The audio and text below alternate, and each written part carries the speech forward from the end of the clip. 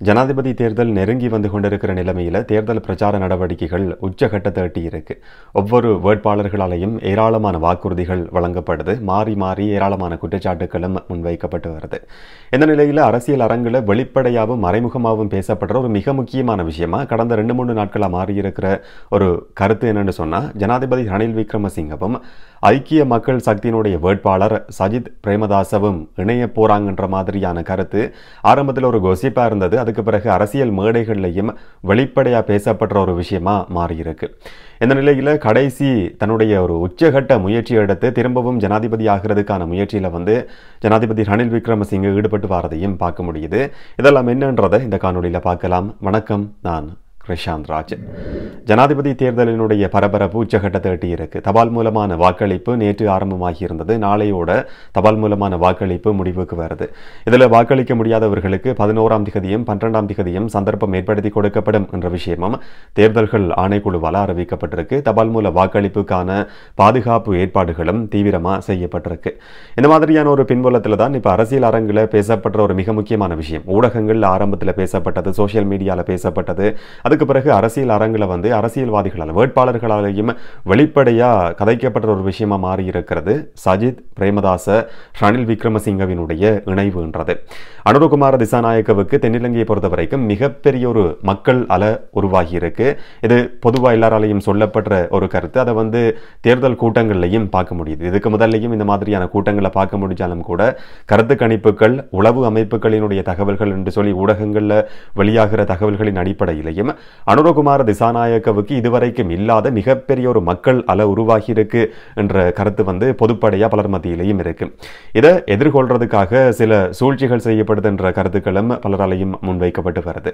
இப்ப அனுரகுமார திசாநாயக்க வெளிப்படையா பகிரங்கமாகவே சொல்லியிருக்கிற விஷயம், சஜித் பிரேமதாசவும் ரணில் விக்ரமசிங்கவும் இணைகிறதுக்கான ஒரு முயற்சியும் முன்னெடுக்கப்படுது. நேரடியாக 2 தரப்புக்கும் இடையில பேச்சுவார்த்தைகள் நடத்தப்படாட்டியும் கூட சில சஜித் ஆதரவு தரப்பும் ரணில் ஆதரவு தரப்பும் அரசியல்வாதிகள் இந்த மாதிரியான ஒரு முயற்சிகளில் ஈடுபட்டு வராங்க என்ற கருத்து அவரால் சொல்லப்பட்டிருக்கிறத பார்க்க முடிஞ்சது.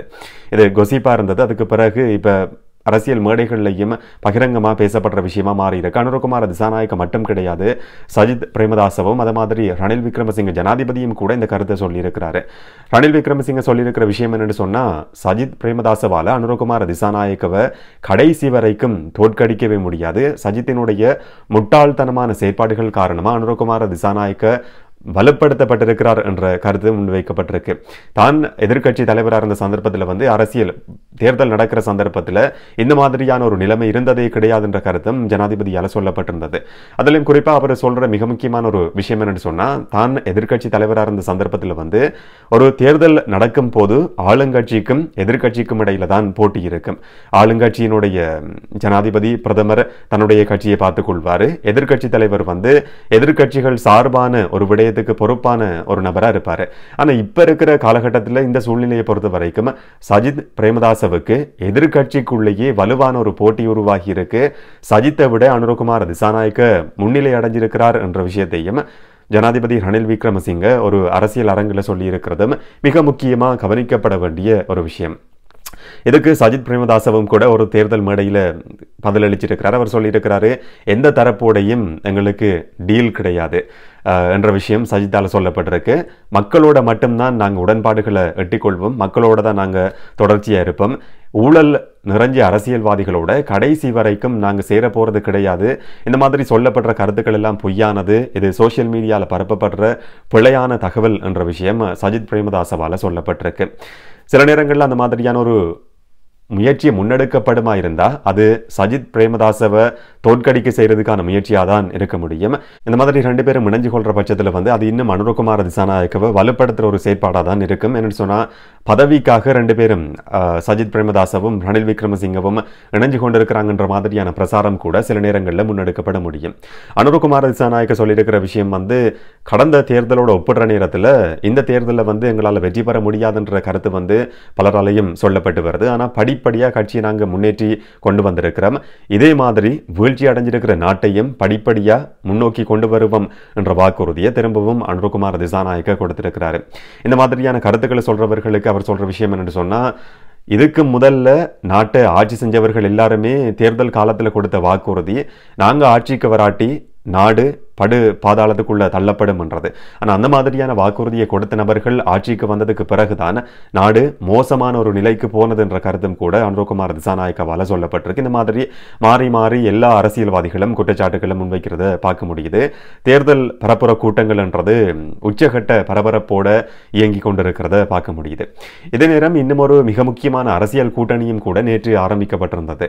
அதிலும் குறிப்பா பிரதமர் தினேஷ் குணவர்தன தலைமையில் பொதுஜன ஐக்கிய சுதந்திர முன்னணி என்ற பெயர்ல வெற்றி கிண்ணம் அதனுடைய சின்னம் அறிவிக்கப்பட்டு ஒரு புது கூட்டணி உருவாக்கப்பட்டிருந்தது. ஸ்ரீலங்கா பொதுஜன பெரமுனவினுடைய மிக முக்கியமான அரசியல்வாதிகள் பலரும் கூட இந்த கூட்டத்தில் கலந்து கொண்டிருந்ததை பார்க்க முடிஞ்சது. இன்னும் ஒரு பக்கம் சந்திரிகாமையாரினுடைய ஆதரவு யாருக்குன்ற கேள்வி இன்றைக்கும் பேசப்படுது. இதுக்கு முதல்லையே கூட அவங்க அறிவிச்சிருந்தாங்க, பகிரங்கமாக சொல்லியிருந்தாங்க, இந்த தேர்தலில் எந்த ஒரு வேட்பாளருக்கும் நான் ஆதரவு கொடுக்க போகிறது கிடையாதுன்ற விஷயம் சந்திரிகாமையாரால் ஏற்கனவே சொல்லப்பட்டிருந்தது. ஆனால் கடந்த சில நாட்களில் சில ஊடகங்கள்லையும் சோசியல் மீடியா தளங்கள்லையும் சந்திரிகாமையார் ஒரு குறிப்பிட்ட வேட்பாளருக்கு ஆதரவு கொடுக்க இருக்கிறாங்கன்ற மாதிரியான தகவல்கள் பகிரப்பட்டிருந்தது. இதுக்கு பிறகு முன்னாள் ஜனாதிபதி சந்திரிகா பண்டாரநாயக்க குமாரதுங்க ஒரு அறிக்கையை வெளியிட்டிருக்கிறாங்க. இந்த தேர்தலில் யாருக்குமே ஆதரவு கொடுக்க போகிறது கிடையாது, நடுநிலைமையோடு நான் செயற்பட போறேன் என்ற மாதிரியான விஷயம் அவங்களால சொல்லப்பட்டிருக்கு. ஜனாதிபதி ரணில் விக்ரமசிங்கவை பொறுத்த வரைக்கும் இந்த தேர்தலில் எப்படியாவது வெற்றி அடையணும் என்றதை நோக்கமாக கொண்டு அவரும் ஏராளமான வாக்குறுதிகளை கொடுத்து வாரத்தை பார்க்க முடியுது. சில திட்டங்களையும் அடுத்தடுத்து தொடர்ச்சியாக அறிவிச்சு கொண்டிருக்கிறாரு. சில அறிவிப்புகள் தேர்தல் விதிமூறல் என்ற மாதிரியான கருத்துக்களும் கூட அரசியல்வாதிகளால் முன்வைக்கப்படுறதை பார்க்க முடியுது.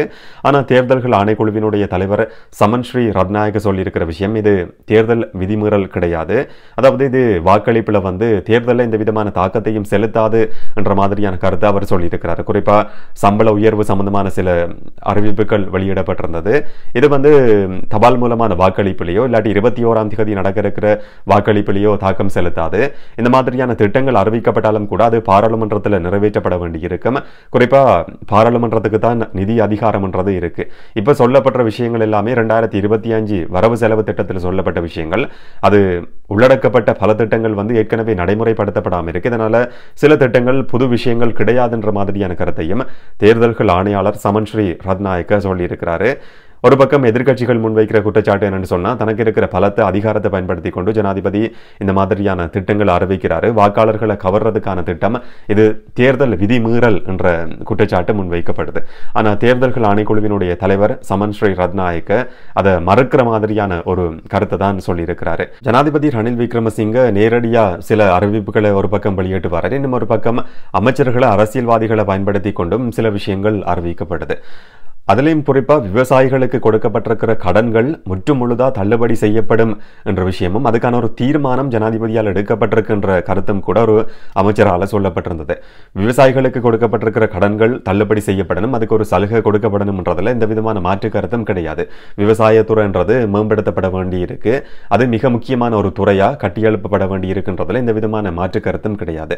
ஆனால் இங்க இருக்கிற ஒரு மிக முக்கியமான ஒரு விஷயம் என்று சொன்னா, தேர்தல் காலத்தில் வாக்குகளை இலக்காக கொண்டு இந்த மாதிரியான அறிவிப்புகள் வெளியிடப்படுறதுதான் இதுல இருக்கிற சர்ச்சைக்குரிய ஒரு விஷயம்.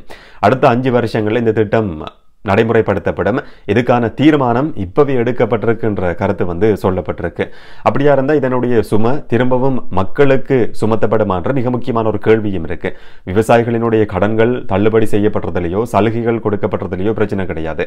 ஆனால் இதை எதிர்கொள்றதுக்கான அரசாங்கத்தினுடைய மாற்று திட்டம் என்ன, அதுக்கான பணத்தை அரசாங்கம் எங்கிருந்து தேடிக்கொள்ள போகுது என்றது சம்பந்தமான திட்டத்தையும் பொதுமக்களுக்கு ரணில் விக்ரமசிங்கவினுடைய அவருடைய ஆதரவாளர்களா தேர்தல் மேடைகளில் கருத்துக்களை சொல்ற அரசியல்வாதிகள் அமைச்சர்கள் சொல்ல வேண்டியிருக்கு.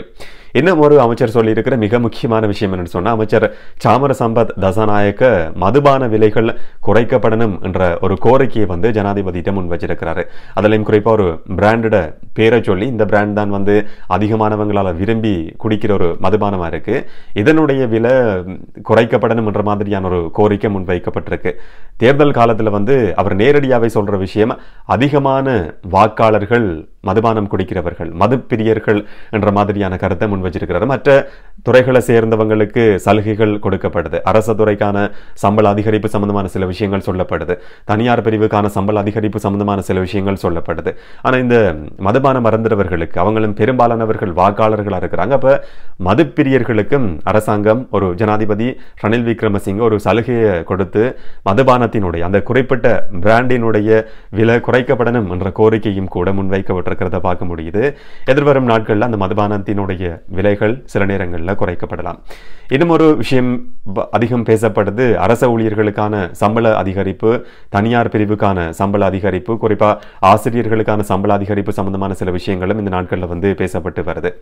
இதுலயும் குறிப்பா அரச ஊழியர்களுக்கான வாகன பெர்மிட் சம்பந்தமான சில விஷயம் பாராளுமன்றத்தில் நேற்று சொல்லப்பட்டிருந்தது. இந்த மாதிரியான 75,000 பெர்மிட் ஏற்கனவே கொடுக்கப்பட்டிருக்கு. ஆனால் அந்த திட்டம் நடைமுறைப்படுத்தப்படாம இருந்து வருது. இந்த திட்டம் விரைவிலேயே ஜனாதிபதி ரணில் விக்ரமசிங்கவால நடைமுறைப்படுத்தப்படும் என்ற மாதிரியான வாக்குறுதியும் நேற்று பாராளுமன்றத்தில் கொடுக்கப்பட்டிருந்தது. இந்த மாதிரி வாக்காளர்களை கவர்றதை நோக்கமாக கொண்டு ஏராளமான வாக்குறுதிகள் தொடர்ச்சியா ஜனாதிபதி ரணில் விக்ரமசிங்கவால நேரடியாகவும் சில அமைச்சர்களாலையும் கூட சொல்லப்பட்டு வரதை பார்க்க முடியுது. ஒரு தேர்தல் காலகட்டத்தில் அறிவிக்கப்படுற இந்த மாதிரியான திட்டங்கள் சம்பந்தமா வாக்காளர்களும் உன்னிப்பா கவனம் செலுத்த வேண்டியிருக்கு. இதை பற்றி நீங்க என்ன நினைக்கிறீங்கன்றதை கமெண்ட்ல பதிவு செய்யுங்க. இன்னும் ஒரு காணொளியில் இன்னும் ஒரு தகவலோட சந்திக்கலாம். வணக்கம்.